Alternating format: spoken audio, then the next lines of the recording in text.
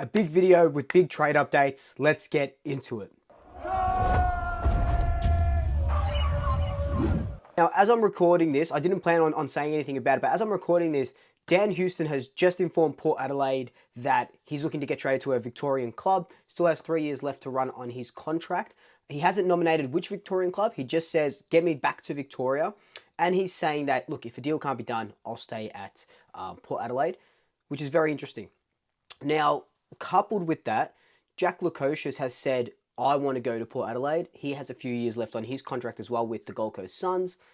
Now what I'm thinking is, do you remember in that video a few weeks ago where I said, you know, John Noble to Gold Coast, Lukosius to Port Adelaide, pick 12 to Port Adelaide, and then you're getting maybe a pick back to Port Adelaide for Lukosius, and then Dan Houston to Collingwood's second rounder or something like that. I still think we could facilitate a three-way trade with Port Adelaide and the Gold Coast Suns. Carlton are probably more in the running for Dan Houston possibly than us, but again, they need those first round draft picks. Remember that Dan Houston with Port Adelaide, they're asking for 2 first round draft picks or something to that equivalent. So do we want to have no draft picks at all, considering that we have given away our first rounder for 2024 and try to get Dan Houston in? Or are we going into this very, very deep and talented draft? Let me know your thoughts down below.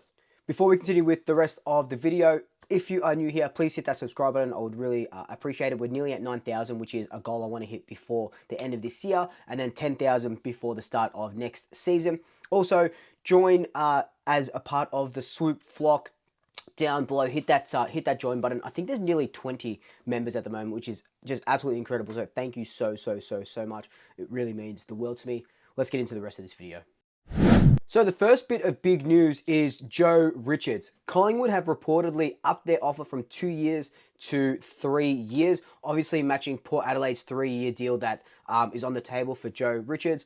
Now, Joe has only played 9 games. Is 3 years a bit of overkill for him? Look, maybe, maybe not. Depends how you sort of want to see it. We do need to keep these young, talented kids with us. Who knows how long, Jamie Elliott has left in that forward line. We don't really have any sort of kids in the forward pocket area coming up.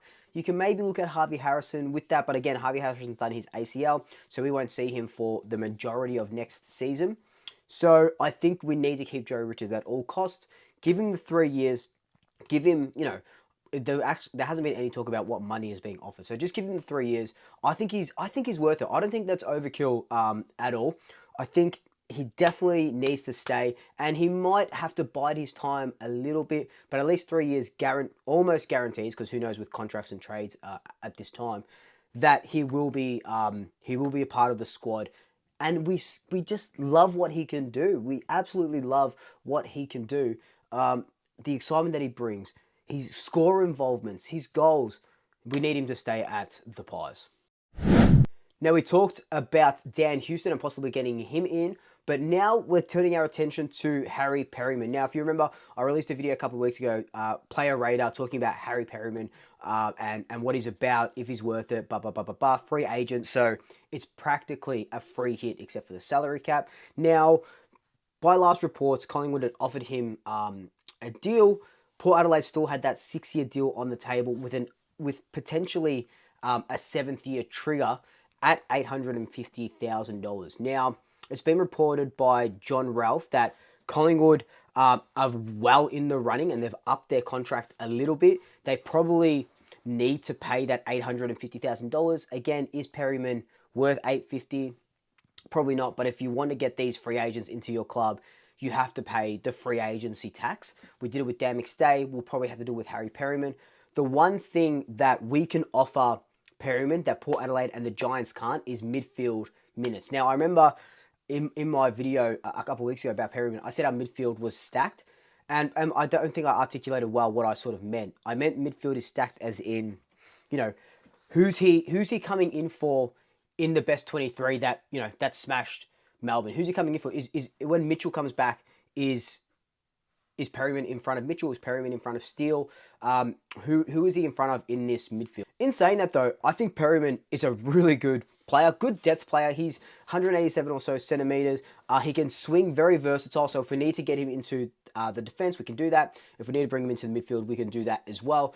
If we come out of this trade period with Houston and Perryman, I think that's a huge win. This is when Justin Leppich cooks, right? He's our new list manager, our list boss, whatever you want to sort of call him. This is when he needs to cook, and we need to start doing big plays. And if that big play is somehow getting Dan Houston in, that big play is giving 850,000 to Perryman to bring him in, anything that will improve this team, because we know we're starting to age a little bit. So we need these younger players, kind of like Joe Richards, offering him 3 years. Now, talking about list management, we move our attention to the players that are uncontracted and what the hell is going on with them.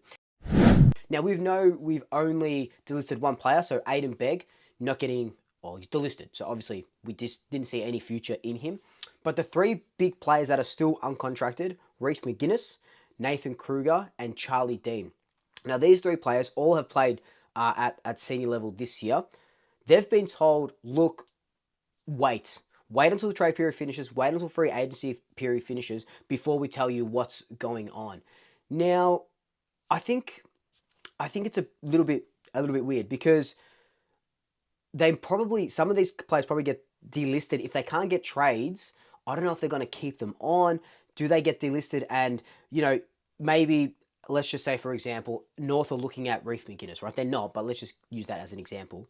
Are they really going to trade for Reece McGuinness, knowing that Collingwood's probably going to delist him and they can just prick him up as a delisted free agent? Same with Nathan Kruger.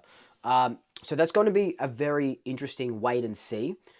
Like I said in my video, one of the first off-season videos, I think Reef doesn't stay at the club. I think he gets traded or possibly delisted. I don't like the term delisted with Reef though. Possibly traded. Nathan Kruger is a maybe. I'd probably still give him 1 year just as cover for Dan McStay and Myercheck. I thought he did really well when he played. Was it 6 goals in 3 games or something like that? I thought he did really well. And Charlie Dean, we didn't get Mark Keane. We need that defensive cover. I don't know why we haven't offered Dean a contract yet. I don't know who's coming for Dean that we're holding off, which is just really weird. So I think offer Dean and Kruger a contract, and I do think that Reece McGuinness gets traded. So that's just the latest trade period update as of the 24th of September. Let's hope that after the grand final, we start seeing these cogs turning. We start bringing these players into the club.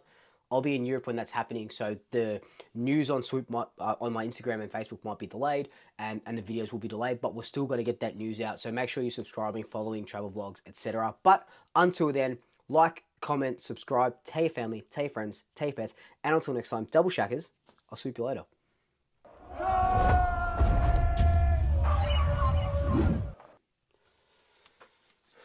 You know I'm such a fool for you.